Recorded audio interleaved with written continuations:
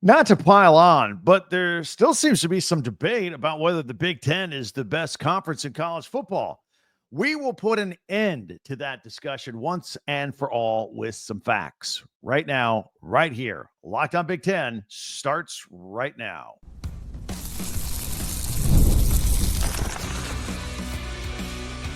You are Locked on Big Ten, your daily podcast on the Big Ten Conference. Part of the Locked On Podcast Network, your team every day. Welcome to Locked on Big Ten. I'm Craig Sheeman, 40 years as a sports talk show host and play-by-play announcer. Thank you for making us your first listen each and every day. We are free and available wherever you get your podcasts and on YouTube, part of the Locked On Podcast Network, your team every day. And hit that free subscribe button down below while you're watching. Thank you very much. Today's episode is brought to you by Gametime. Download the Gametime app, create an account, use the code LOCKEDONCollege for $20 off your first purchase. So the Big Ten is the best, right? You can read them and weep. SEC, ACC, Big 12. We'll get to all of you in a minute. Plus, we have some portal, recruiting, and coaching news in the Big Ten, and we'll have our Big Ten classics at the end. Hang for that. But there's been some more debate this week about whether the Big Ten is actually the best conference in college football. Guys like Shannon Sharp say, well, the SEC's been dominant for the last 20 years. The Big Ten needs to do more. Guys like other people like me and other pundits out there say, well, the Big Ten's the best. We got the national champion and many other reasons, by the way. SEC honks are still hanging on to the glory days of yesteryear. And the Big 12 and the ACC, they're just wannabes at this point, frankly. To make the case that the Big Ten is the best is pretty easy, actually. First of all, as of Monday, the Big Ten is home to the national champion Ohio State Buckeyes. That's one. And because of Michigan in 2023, the Big Ten is home to back-to-back national champions. That's two. We can keep on going. If you need further reminding, the Big Ten also sent more teams, 4, than anybody else in the newly expanded college football playoffs than anybody else. I would argue for months, going back to last summer, spring, during the season, I'm constantly arguing with people, whether it's on my daily radio show, this daily podcast, Locked on Big Ten. I'll talk about this, how the new college football playoff format was going to look with the 12 teams. And by and large, we agreed that the Big Ten and the SEC would get a total of 7 of the 12 spots.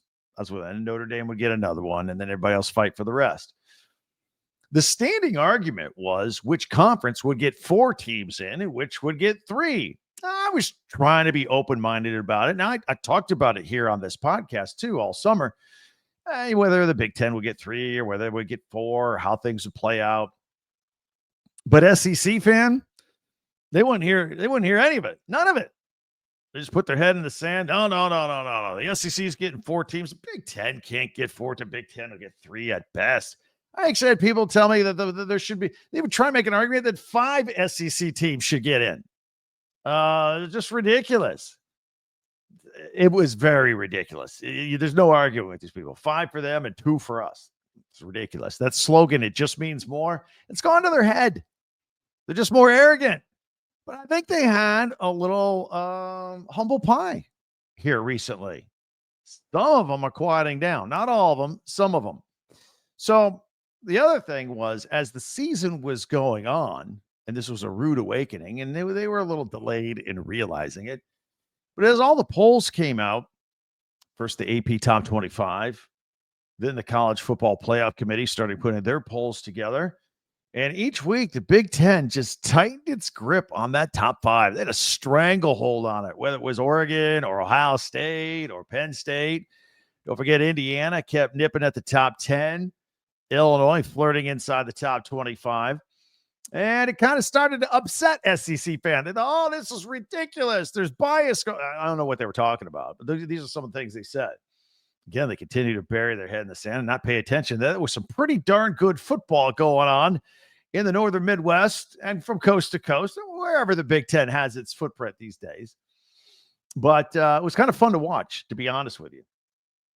And then their argument would be, well, the Big Ten They got a lot of teams at the top of the rankings, but they're top heavy. They got a few good teams at the top, really good, but the rest of the conference is no good. The middle of the conference is weak. The bottom is super bad. Last time I checked, it was the good teams that win the championships. Oregon won a Big Ten championship. Ohio State won a national championship. It's the way it is. And along the way, by the way, the mid-tier Big Ten teams, they continuously crushed all the mighty SEC teams in the postseason. Did you take a look at what happened this past bowl season and in the playoffs?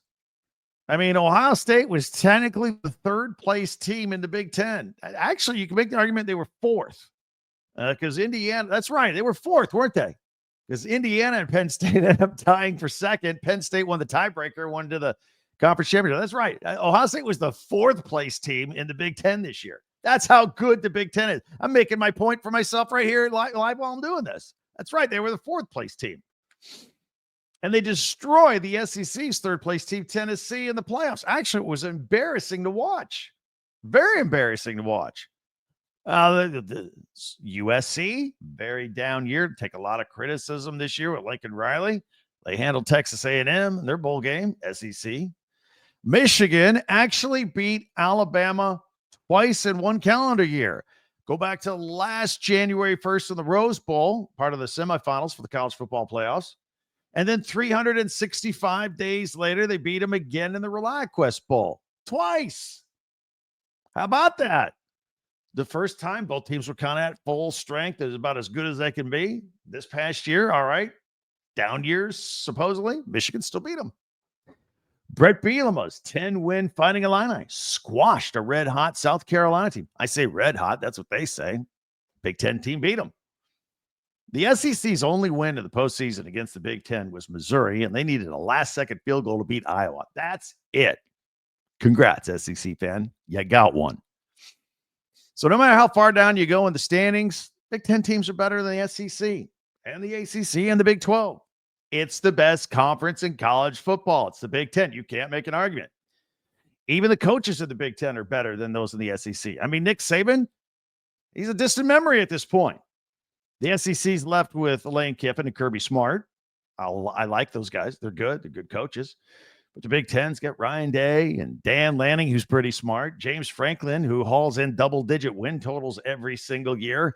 Curt Cignetti's new on the scene with an 11-win season at Indiana in his first year. Iowa's Kirk Ferentz is one win away from tying Woody Hayes. Do you realize that? He's one win away from tying Woody Hayes for the all-time Big Ten wins mark. Coaches like Greg Schiano will fight you tooth and nail for every yard. PJ Fleck finds a way to win at Minnesota. Matt Rule is a rising star at Nebraska. And he's got a wealth of NFL and college football experience. Luke Fickell has ties to Ohio State, trying to get things turned around at Wisconsin. Sherrone Moore is undefeated. He's actually 2-0 against Ryan Day at Ohio State. I mean, I could go on. Coaches are great in the Big Ten. Plus, the Big Ten schools have huge student bodies, 50, 60, 70,000 kids. They all become a large alumni donating base later in life with good jobs. In yesterday's podcast here on Lockdown Big Ten, we took a look at the top schools in the country with name, image, and likeness and the collectives to draw from. Ohio State's right there at the top in the country with Texas. Oregon's up there with Nike money. Penn State, Indiana, Michigan, even Michigan State is in the mix among the best. Illinois is in there as well. They're among the richest in the country. So when Big Ten critics make the arguments and they run out of arguments, they run dry, then they go to page 2 of the playbook, which says, hey, let's complain about the Big Ten Conference's weak non-conference schedule. I do recall USC opening against LSU and closing out against Notre Dame. I think they made the national championship. That was a pretty good schedule. Michigan played Texas. Wisconsin manned up and played Alabama.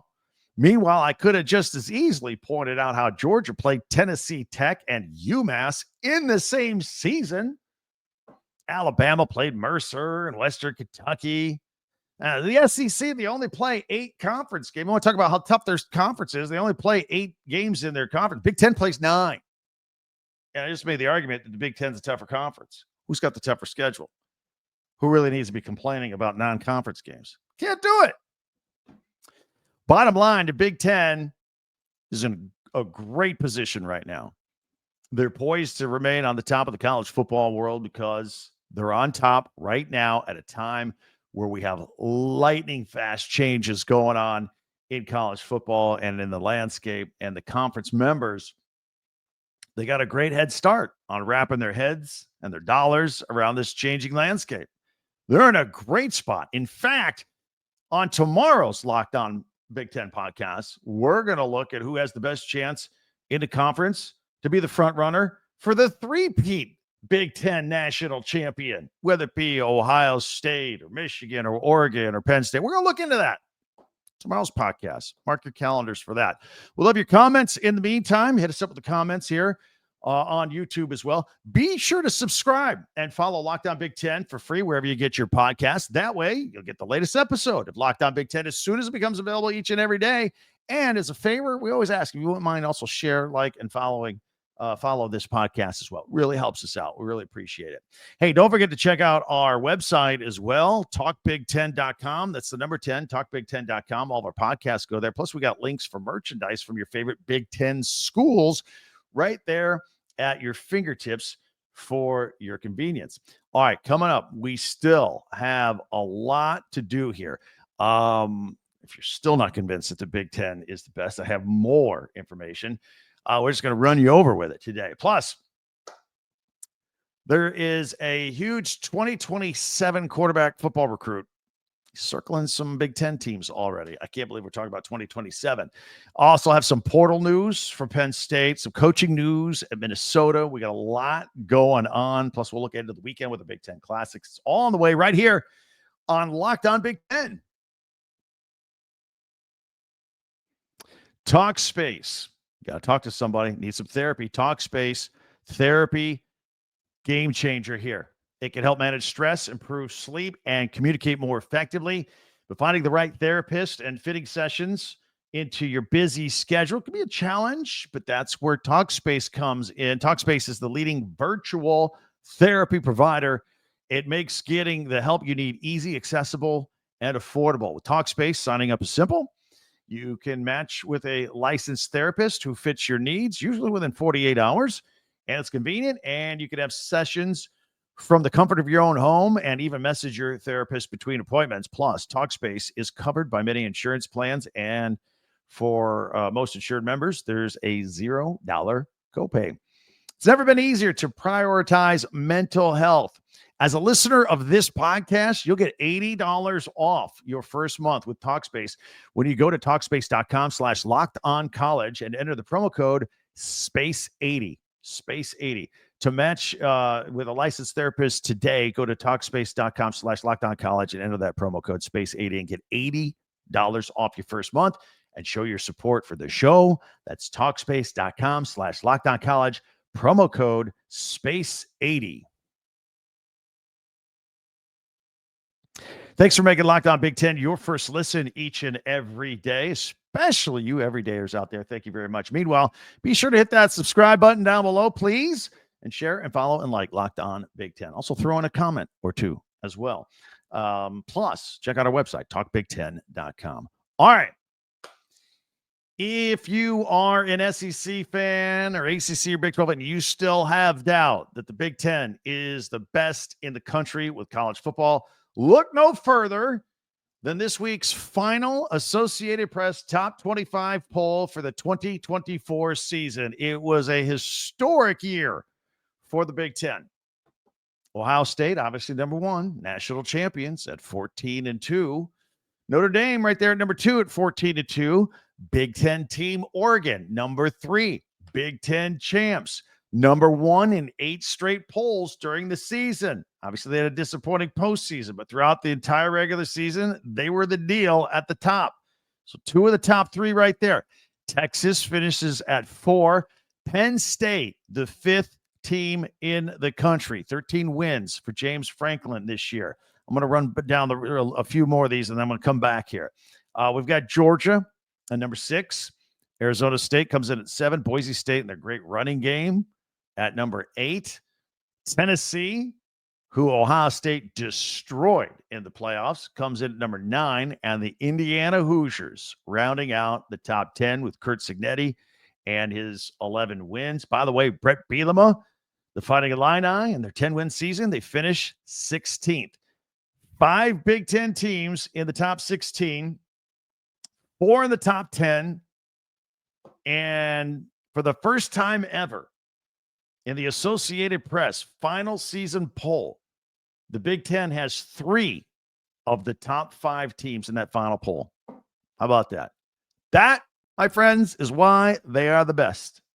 College football, Big Ten. That's the way to, that SEC, they're a basketball conference right now, right? No, congratulations. So it was a historic year in the Big Ten. Absolutely phenomenal. Speaking of Penn State and being in this poll, I have some news about them as well. Great year. Obviously, came up short in the playoffs in the semifinal. The runner-up to Notre Dame lost by 3 points. But a position to keep an eye on, and a position to always keep an eye on with Penn State, is at wide receiver.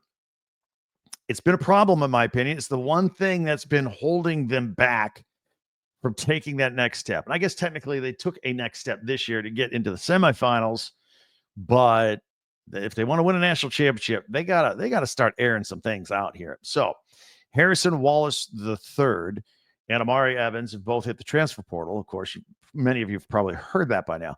Wallace, he's going to jump on the Lane train, and he's going to play for Lane Kiffin at Ole Miss for his final year of eligibility. He had 46 catches and 720 yards and a touchdown for Penn State. Andy Kotelnicki, the offensive coordinator this year. As far as Evans goes, he visited the Washington Huskies this week.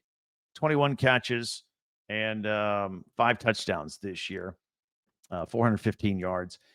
He has one more year of eligibility left. And with Wallace and Evans leaving, and of course, tight end Ty Warren, who we love talking about on this podcast this year, he's headed for the NFL.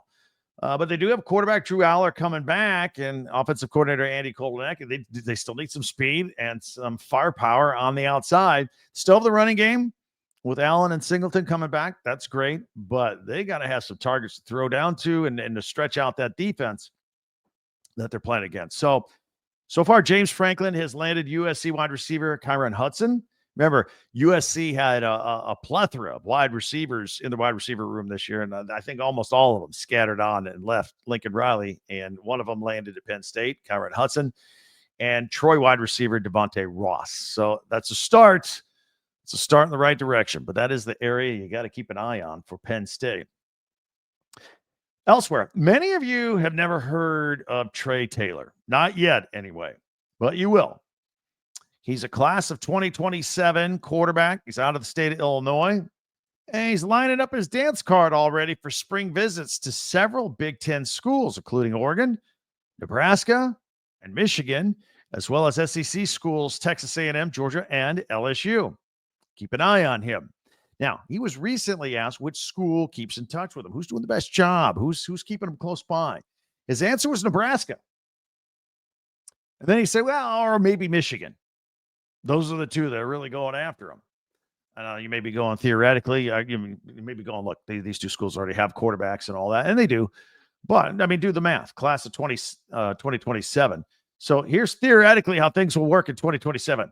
Nebraska, their star quarterback, Dylan Raiola, that would be his senior year with the Huskers.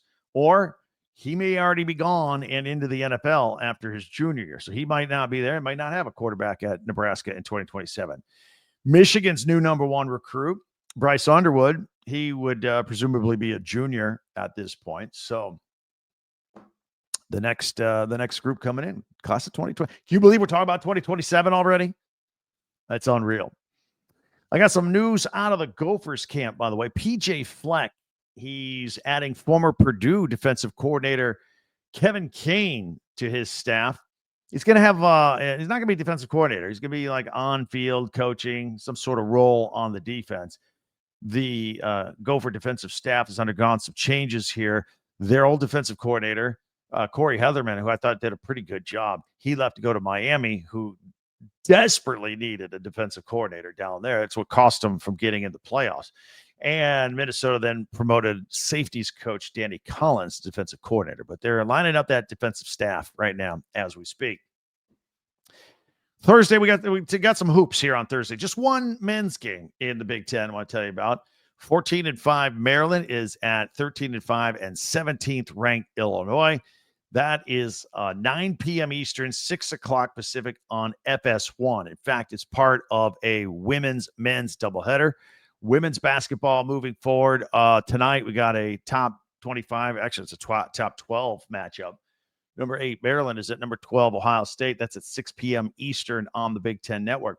But that other FS1 game I was telling you about, number 1 and undefeated UCLA, the ladies, 18-0 at Rutgers, 7 o'clock Eastern, 4 o'clock Pacific. That's on FS1. So, doubleheader on FS1 starts off with the women's game, UCLA at Rutgers, followed by the men's game, Maryland at Illinois. And there's one other women's game to tell you about here tonight, Illinois and Northwestern. Battle of the state of Illinois. That's at 8 o'clock Eastern on the Big Ten Network. All right, so a lot of great hoops, a lot of big women's hoops on Thursday night as well. As long as we're looking at TV schedules, we always like to do this on Thursday and look ahead to the upcoming weekend in the Big Ten Network with Big Ten Classics and Big Ten Live action.